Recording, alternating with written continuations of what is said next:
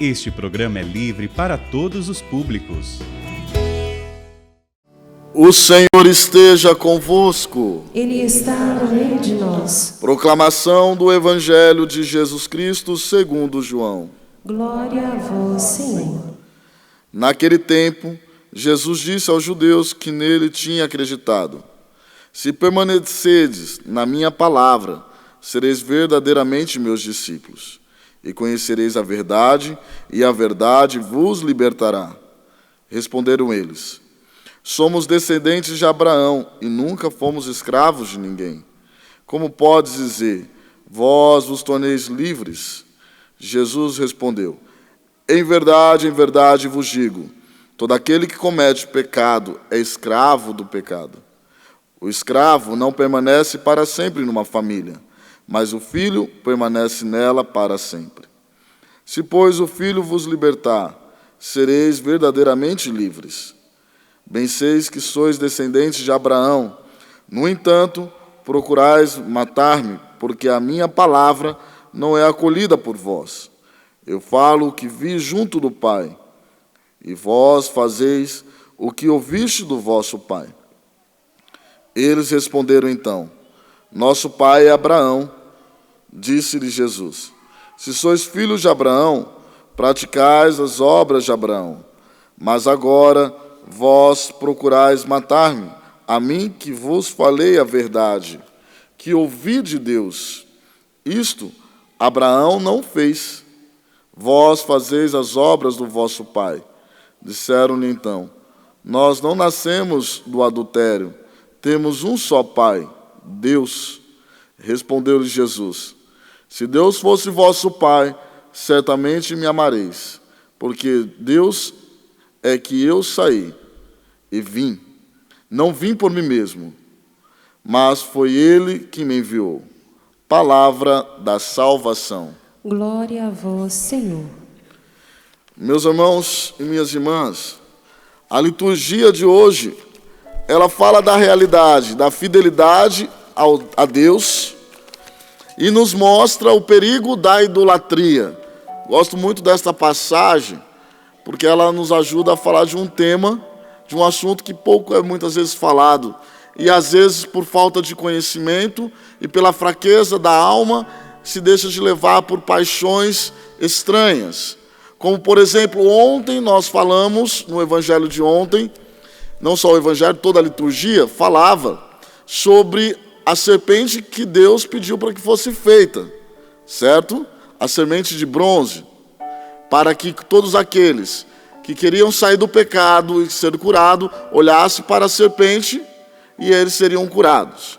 E hoje a palavra fala para nós da estátua dos deuses do rei, que não devemos fazer imagens, estátuas, e muitos ignorantes porque ignoram a palavra de Deus, corrompem a cabeça dos filhos de Deus, pegando e reduzindo só este trecho, esquecendo de olhar a totalidade. Porque se olharmos aqui, nós colocamos como protagonista quem? A imagem, a estátua, quando na verdade não. Deus não se contradiz. Ontem Ele pede para nós fazermos uma estátua da serpente de bronze, para sermos curados, e hoje Ele diz que não deve para fazer imagens.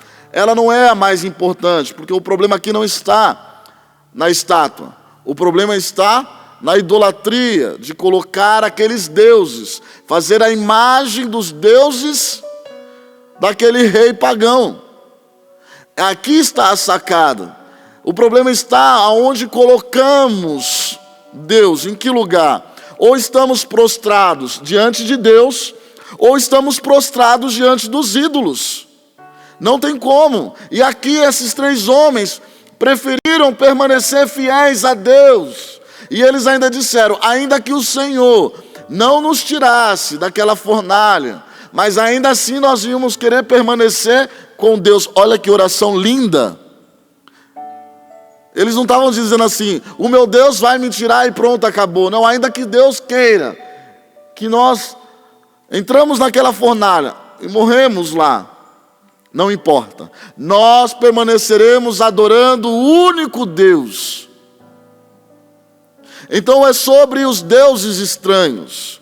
Meus irmãos, quando eu leio essas passagens, eu lembro de uma sexta-feira santa, em meados de 2014. Fui para o interior aqui de São Paulo, junto com o padre Edmilson. Eu estava de batina, e um pastor nos parou, gritando assim: "Ei, padre, vem cá." E eles estavam conversando ali com um rapaz, e disse: "Adorar imagens não é pecado, padre? Olhar para colocar Maria no lugar de Deus não é pecado?" E aí o padre Edmilson olhou para mim e disse assim: "Filho, não vamos lá." Eu falei: "Não, vamos sim. Porque nós estamos com a verdade de Deus. E esse homem precisa sair da ignorância. Porque a verdade precisa penetrar o seu coração." Quando chegamos lá, eu pedi a palavra daquele homem, pedi a Bíblia que estava na mão dele, comecei a fazer que nem eles, né? Bater ali na Bíblia, dizer: "Conhecereis a verdade vos libertará." Não é, pastor? O senhor sabe que a única palavra que foi escrita é o Antigo Testamento. O Evangelho e o Novo Testamento não foi escrito por Cristo. Cristo não escreveu nada. E tudo isso se deu pela tradição. Então a palavra de Deus que Jesus fala aqui neste Evangelho é a tradição com as Sagradas Escrituras, pois os escritores sagrados foram vindo depois. O primeiro escrito do Novo Testamento foi escrito 30 anos depois. Pastor, o senhor sabe que no grego, dulia é uma admiração. E nós temos uma admiração a quem alcançou um grau de santidade, como os nossos amigos santos. O senhor sabe que hiperdulia é a bem-aventurada que está lá em Lucas. E o senhor sabe que latria é somente para Deus. Inclusive na missa, nós celebramos sempre os feitos de Deus. A missa é cristocêntrica, sempre se refere a Cristo. Mesmo quando fala dos homens: "Pastor, o senhor está como um urubu em cima de carniça." Sabe por quê? Porque o senhor está perdido. O senhor está comendo em lugares errados. O senhor precisa voltar para a verdade. Aí ele olhou e disse: "Mas vocês são de onde?" O padre Edmilson falou: "Nós somos da Canção Nova." Ele disse: "Ah, não, na Canção Nova eu acredito. Na Canção Nova tem profeta." "Na Canção Nova não, pastor. Na Igreja Católica, Apostólica, Romana.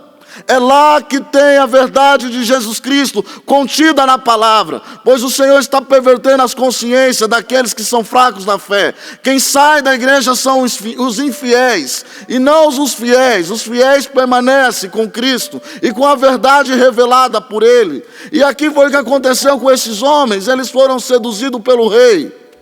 O rei queria que eles se prostrassem diante de seus deuses. E aqui tanto importava se era a imagem ou não era a imagem. E nós sabemos a imagem por que serve para nós. Que ela já serviu muito para a catequese. Gente, olhar uma imagem de Nossa Senhora nos leva à oração. Olhar para o Cristo crucificado nos leva à oração. É a lembrança, é o retrato que nós trazemos. Mas aqui aquele rei queria que eles se prostrassem, e eles não se prostraram, meus irmãos, porque eles só se prostravam diante de um único Deus. E veja que no Evangelho, ainda pela ignorância, muitos são levados, como aqueles homens judeus estavam sendo levados. Eles estavam colocando Abraão acima do Cristo, acima de Deus. Veja o diálogo que estava acontecendo ali. Abraão é maior do que Deus.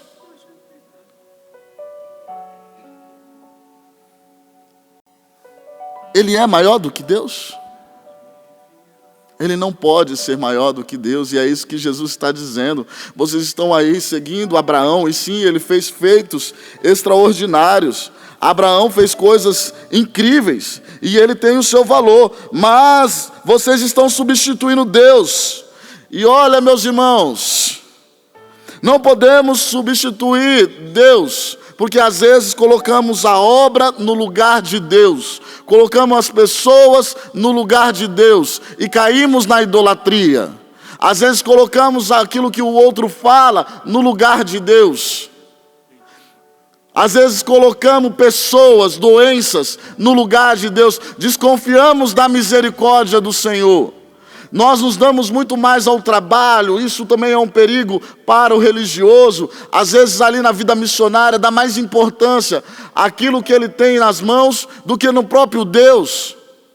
Não, há um lugar que é de Deus em nosso coração. E volto a dizer para você, se nós não estivermos prostrados diante de Deus, nós estaremos prostrados diante dos ídolos. Qual é a palavra que Jesus está falando no Evangelho, meus irmãos? É o Antigo Testamento e a sua palavra, aquela comunicada pela sua boca. É por isso que existem aí países, mais de 15 países, que a palavra de Deus não pode entrar. Aquela escrita, essa que está aqui, ó. Mas aquela gravada em seu coração, como dizem Macabeus, chegará um tempo onde não teremos mais a palavra escrita, e só aquela gravada em nosso coração. Essa palavra oral, voltarmos para o início, como Jesus fez, essa ninguém tira do seu coração. A palavra escrita, e é essa que vai nos alimentar no dia da pernura, no dia do sofrimento. É esta palavra. Você sabia por que os poderosos deste mundo têm medo dos católicos? Porque os católicos é como estes 3 rapazes.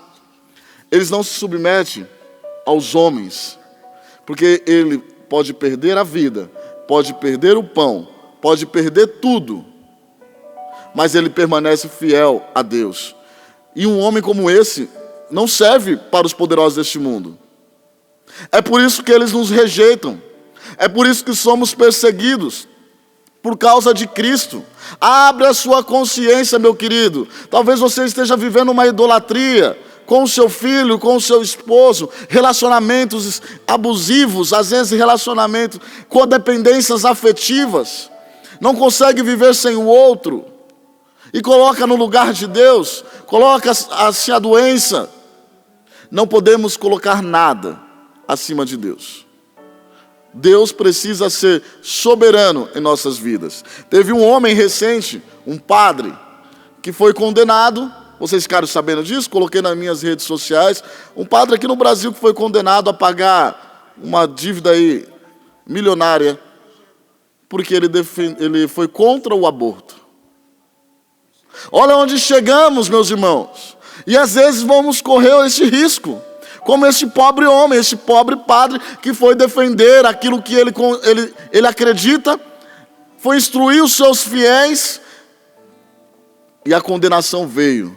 Mas nós não viemos para agradar a homens, mas para agradar a Deus. Pois se queres entrar no reino dos céus, se queres ser como o Filho de Deus, porque não como escravo, aquele que vive no pecado da idolatria, perde a sua filiação a Deus. E Deus quer nos fazer filhos para não perdermos nunca a nossa pertença a Ele, meus irmãos. Devemos permanecer com Ele sempre. E aqui, com esses todos os argumentos, Jesus nos ensina que devemos ser fiéis a Deus e seguir com Ele até as últimas consequências. Como este padre que eu falei para vocês. E olha, eu tenho para mim que quantos vão começar a ser condenados aí por pregar a verdade. A verdade é Cristo, é ela que liberta. A verdade é uma pessoa, meus irmãos. Com a aproximação da Semana Santa, somos impelidos a olhar para esses 3 jovens e não temer de seguir a Jesus e testemunhá-lo, pois ele transforma toda ameaça. Se você está sendo ameaçado por algum motivo, pela sua fé, não tenha medo, porque Jesus transforma toda a ameaça que vivemos. Às vezes você é sozinho na sua casa, só você caminha com o Senhor. Toda a ameaça, meus irmãos, é transformada na cruz, que representa a nossa redenção. É isso que nós vamos viver. A fornalha, as cruzes, ou qualquer outra coisa, ou qualquer outro tipo de ameaça, não deve nos impedir de seguir a Cristo e nos manter, sim, na sua fidelidade. A fidelidade ao Pai, o único capaz de nos salvar por meio de Jesus Cristo. Ele é o único que pode nos salvar e nos tirar de toda a tribulação, de toda ameaça. Glória ao Pai, ao Filho e ao Espírito Santo.